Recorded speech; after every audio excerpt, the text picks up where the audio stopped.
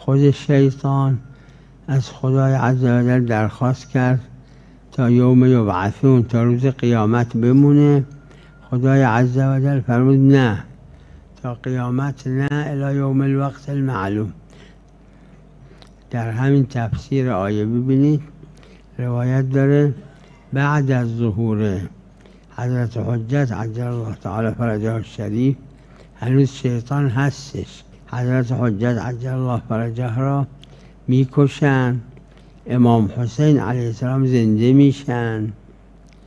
تو ذهنم تو روایت داره حضرت امام حسین از قبر شریفشون در میان و تجهیز میکنن امام زمان را، غسل میدن، کفن حنوط میکنن، کفن میکنن.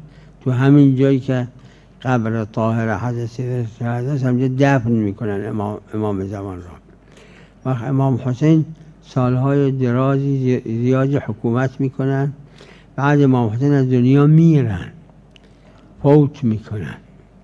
وقت پیغمبر و امیرالمؤمنین این دوتا ظهور میکنن، اون وقت شیطان را میکشن.